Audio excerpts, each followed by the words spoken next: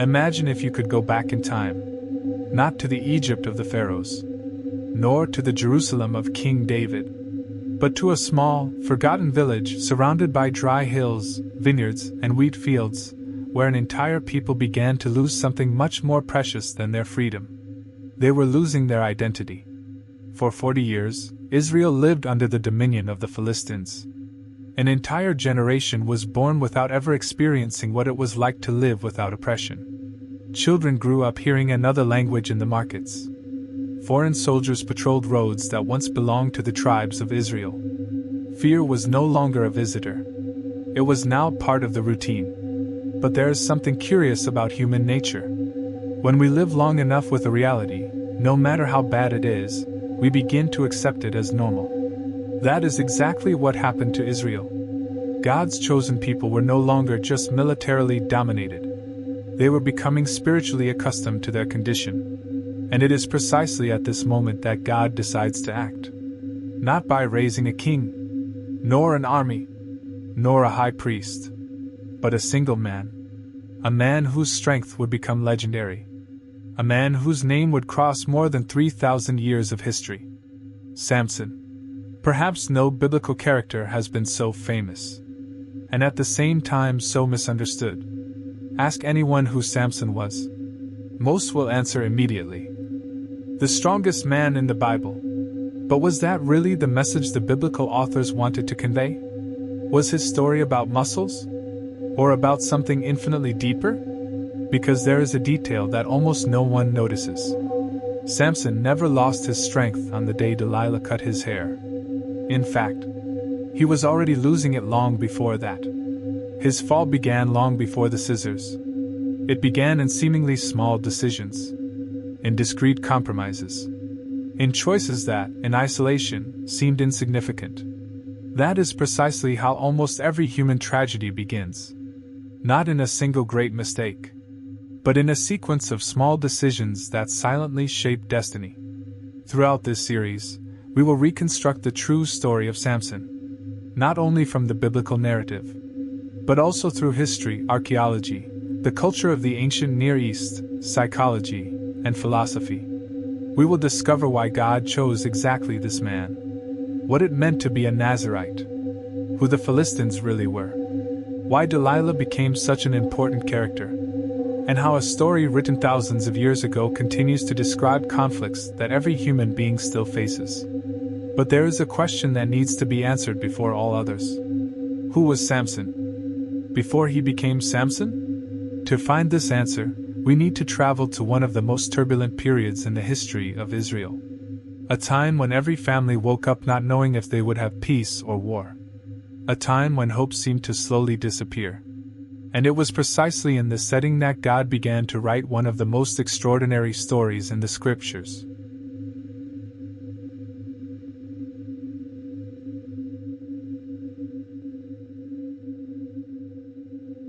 The story of Samson does not begin with his birth. It begins much earlier. It begins with a nation in crisis. If we look only at the events, we will see wars, invasions, and conflicts. But to the biblical authors, these events were only the surface of a much deeper problem. The real battle was not against the Philistines. It was against forgetting. Imagine walking through an Israelite village at that time. The smell of freshly baked bread mixes with the aroma of olive trees. Women draw water from the wells. Shepherds lead their flocks along the slopes. At first glance, everything seems normal. But you only need to lift your eyes to notice the tension. On the horizon, Philistine fortresses watch over the region. The main trade routes are under enemy control. The people work, plant, harvest, marry, raise their children. But they do all this knowing they live under foreign dominion. It is only in apparent freedom. This period of history is known as the time of the Judges. Israel did not yet have a king. The 12 tribes lived scattered across the Promised Land. There was no strong central government, nor a standing army. Each tribe took care of its own problems. In times of crisis, they temporarily united. Then they returned to their independence. Politically, it was a fragile structure. Spiritually, the situation was even more delicate. The book of Judges summarizes this entire era with a phrase that sounds almost like a diagnosis of the human soul. In those days there was no king in Israel. Everyone did what was right in his own eyes. This is perhaps one of the most important phrases in the entire Old Testament, because it doesn't just speak about politics. It speaks about authority. When each person decides to be their own measure of truth, unity begins to disappear. First, small compromises arise. Then, new customs. Little by little, old values cease to seem important. What was once an exception becomes a habit. And what was a habit is eventually forgotten. This process didn't happen overnight. It was slow, silent, almost imperceptible. This is exactly how great civilizations fall into decline. Not just when they lose wars, but when they stop remembering who they are. This principle doesn't only appear in the Bible. The Greek philosopher Aristotle observed that the character of a society is formed by repeated habits. Centuries later, thinkers like Viktor Frankl would remember that a person can survive the most difficult circumstances if they know who they are and why they live. The Bible was already teaching this truth long before. Israel didn't begin to lose its freedom when the Philistines arrived. It began to lose it when it distanced itself from the identity God had given it. This is one of the great ideas that will accompany the entire story of Samson. Before there is an external crisis, there is an internal crisis. Before a visible defeat, there is an invisible defeat. And perhaps this is exactly why the story of Samson remains so relevant. Because, even today, most people don't lose the direction of their lives all at once. They simply step away, step by step, from what they once believed to be true, without realizing it, without making grand announcements, without imagining where that path will end. But, as Israel slowly drifted away from its identity, a new power was growing around them. A people from the sea, experts in war, masters of the most advanced technology in the region. A civilization that would completely change the fate of that generation. The Philistines. And understanding who they were will be essential to understanding why God raised up Samson at the exact moment he did. I am glad you liked it. This is exactly the tone I imagined for the series. I saw another opportunity to raise the bar even further. Starting with this chapter, I will discreetly introduce archaeological information, historical data, and explanations of Hebrew terms when they truly enrich the narrative. It won't be a parade of trivia. Everything will have a function in the story. The goal is for the viewer to feel that they are discovering a lost world, not just listening to a lecture.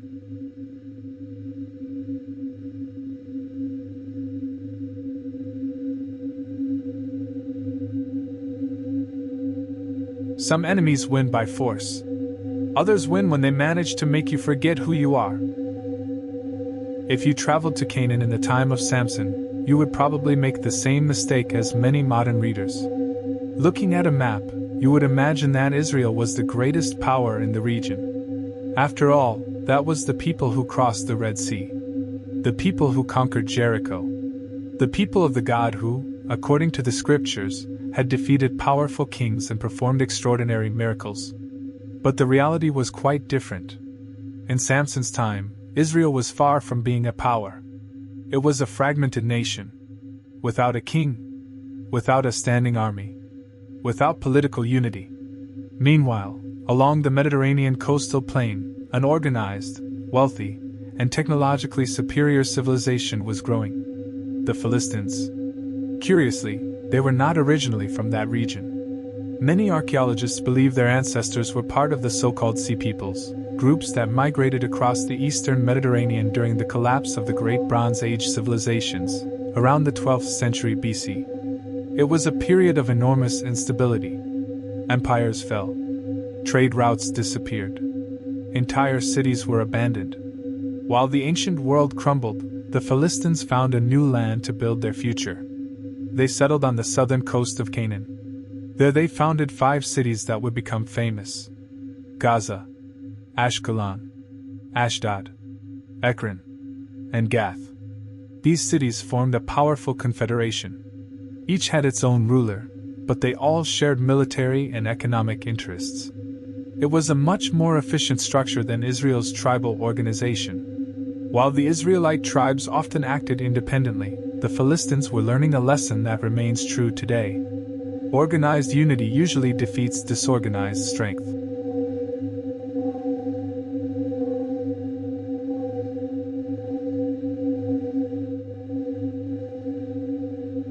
There is a seemingly small detail, but it completely changes the way we understand this story. The Philistines mastered iron technology. Today we live surrounded by metals, knives, tools, cars, bridges. It's hard to imagine that a single material could alter the balance of power between entire peoples. At that time, however, iron represented a true technological revolution. Stronger plows increased agricultural production. Stronger swords made soldiers more efficient. Better tools accelerated the construction of cities. Whoever mastered this technology held a massive advantage. The biblical text itself mentions that, for a certain period, the Israelites had to go to the Philistines just to sharpen their agricultural tools. Imagine the situation. Your enemy didn't just control the battlefield. They controlled part of the economy, the production, the technology. This kind of dominance creates something dangerous: dependency. And all prolonged dependency alters the way a people think.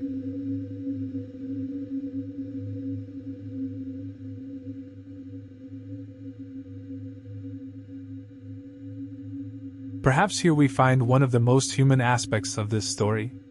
The Philistines dominated Israel for 40 years. 40 years. This means an entire generation was born without knowing any other reality.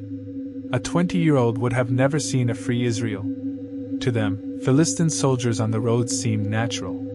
This observation may seem simple, but it reveals a psychological phenomenon deeply studied even today. Human beings adapt with impressive ease. This capacity helps us survive. But it can also imprison us. When we live for a long time with an unjust situation, we begin to accept it as inevitable. Little by little, we stop asking, "How do we get out of here?" And we start asking, "How do we learn to live like this?" That is exactly the moment when hope begins to die.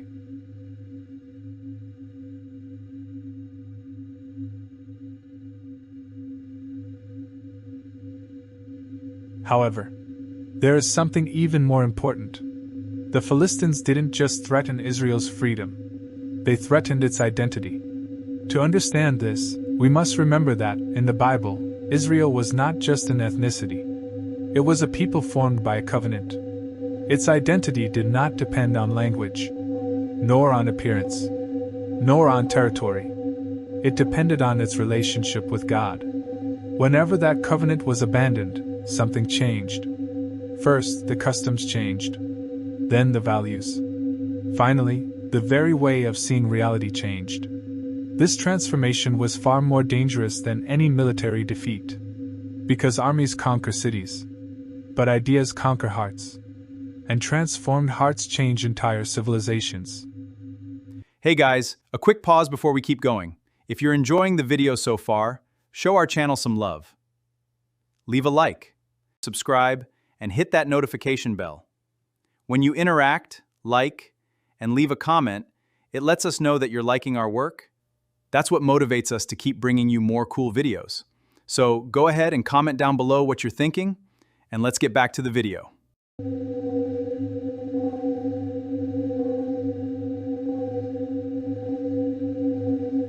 The Philistines worshipped several deities. Among them was Dagon. For a long time, it was believed that Dagon was a god half man, half fish. Today, many scholars understand that this association probably arose later. The name Dagon seems to be related to the Semitic word for grain, or cereal, indicating a deity linked to fertility, harvests, and agricultural prosperity.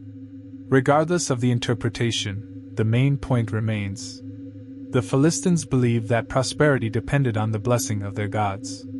Israel, on the other hand, claimed something radical for the ancient world. There is only one God, creator of heaven and earth. A God who could not be represented by statues, who did not dwell in carved images, who did not need food offered by priests. This contrast was revolutionary.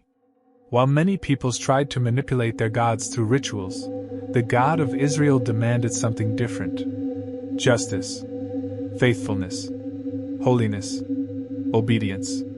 In other words, he desired to transform people, not just receive sacrifices.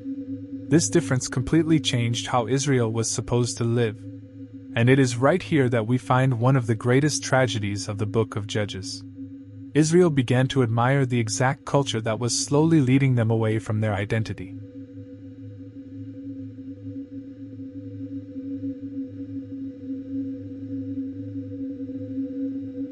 There is a phrase attributed to the historian Will Durant that says, "A great civilization is not conquered from without until it has destroyed itself from within." Regardless of the exact origin of the phrase, it beautifully describes the scenario we find in Judges. From the biblical perspective, the Philistines were not the main cause of the crisis. They were the consequence.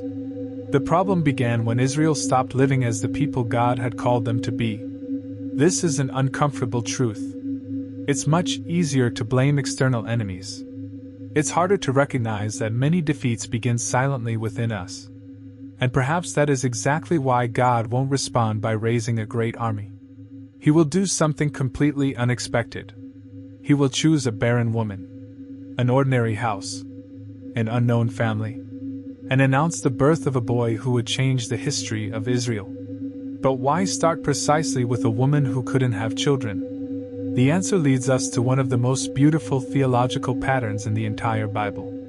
Because time and again, God chooses to begin great stories exactly where human beings see only impossibilities. Perfect. And we reach a point where the series begins to gain its true depth.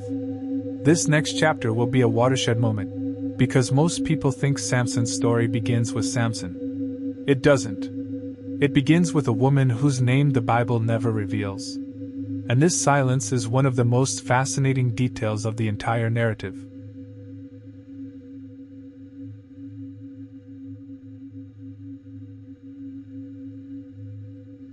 Sometimes, God writes the most important chapters of history through people whose names almost no one knows.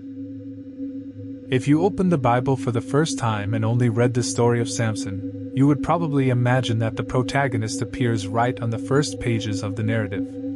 But that doesn't happen. In fact, before Samson exists, there is a woman. Curiously, the Bible never says her name. She is introduced only as the wife of Manoah. To a modern reader, this detail might seem insignificant. But in biblical literature, almost no detail is accidental.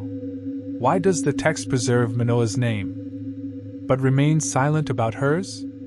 For centuries, scholars have debated this question. There is no definitive answer. However, many interpreters note something interesting.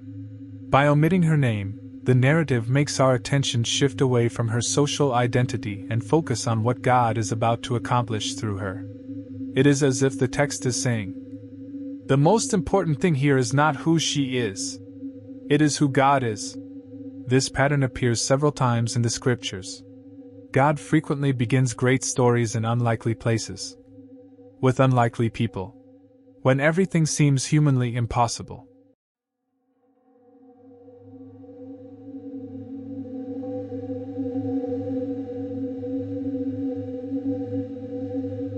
To understand this scene, we need to forget the modern world for a few moments. Today, infertility is primarily understood as a medical condition. At that time, it also carried a massive social weight. In many cultures of the ancient Near East, the ability to bear children was seen as a sign of continuity, hope, and future. A family without descendants faced not only emotional suffering, they also lived with shame, uncertainty, and questions for which there were not always answers. The Bible never claims that God was punishing Samson's mother. This detail is important. The text simply says she was barren. But it is right here that the narrative begins to reveal an extraordinary pattern. Because this is not the first time we encounter a barren woman in biblical history. long before her. Sarah heard a promise when her age already made motherhood humanly impossible. Rebecca also faced barrenness. Rachel wept over the inability to have children. Hannah shed tears before the Lord prior to the birth of Samuel. Centuries later, Elizabeth would experience a similar situation before the birth of John the Baptist. Do you see the pattern? Whenever God seems to begin a new stage in his history, he frequently begins where human beings see only impossibility.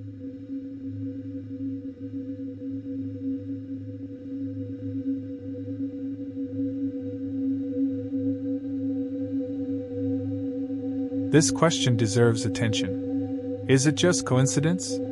Or is there a theological message being built? Many scholars believe so. The repetition of this pattern teaches that the initiative of salvation belongs to God. Life is born where there was no life. Hope arises where there was no hope. The impossible becomes possible not because human beings acquired more strength, but because God decided to act. This truth runs through practically the entire Bible. It reaches its culmination, according to the Christian faith, in the birth of Jesus. Not because all these women are the same, but because they all participate in the same narrative.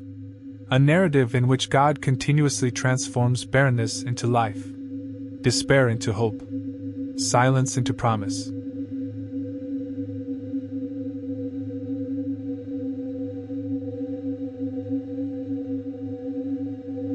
There is another fascinating aspect. Whenever the Bible presents a birth announced by God before conception, it is signaling to the reader that this child will have an extraordinary mission. It was like this with Isaac, with Samuel, with John the Baptist, and now, with Samson. The birth ceases to be just a biological event. It becomes part of a grander plan. This doesn't mean that God eliminated the freedom of these people. It means their lives were inserted into a story much bigger than they themselves could comprehend. This detail completely changes our reading. Samson does not appear by chance. He is born within a divine project of liberation. But as we will see throughout the series, receiving a calling does not guarantee faithfulness to the calling. That will be one of the great dramas of his life.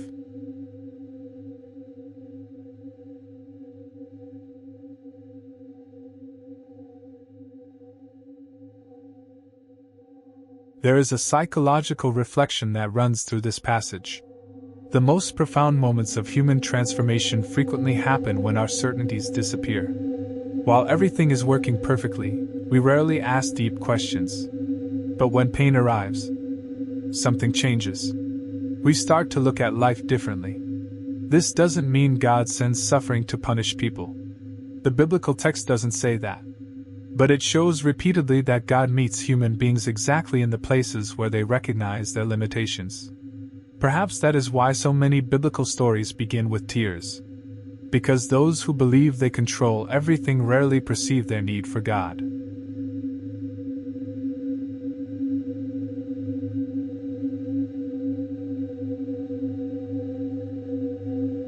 It's curious to think about this. Millions of people know Samson's name. Very few remember the woman who brought him into the world. In fact, we can't even remember her name, because the Bible decided not to record it. And perhaps there is a silent beauty in that. We live in an era obsessed with recognition, followers, fame, visibility. The biblical narrative seems to remind us of something else. Some of the most important people in history never became famous. They were simply faithful to the role they received. This woman never led armies, never performed public miracles, never governed a nation. But it was through her life that God began one of the most extraordinary stories in the book of Judges. Perhaps this is one of the greatest paradoxes of the Bible. The kingdom of God frequently begins in places the world doesn't even notice. And while that woman went about her routine without imagining her life would change forever, something extraordinary was about to happen. Without warning, without crowds, without trumpets, God's very messenger would step into that small village and make a promise that would change not only the fate of a family, but the fate of an entire generation. In the next chapter, we will encounter one of the most mysterious appearances in the entire Bible. Who was the angel of the Lord? Was he just an angel sent by God? Or was there something much deeper hidden in this encounter? This question spans centuries of theological debate, and is perhaps one of the most fascinating in the entire story of Samson.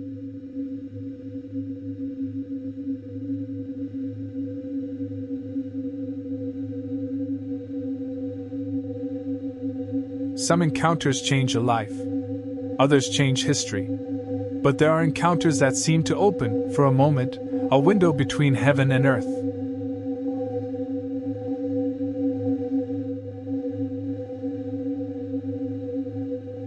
If you enjoyed this type of content, please like the video, subscribe to the channel, and turn on notifications. In future videos, you'll delve even deeper into the mysteries of humanity.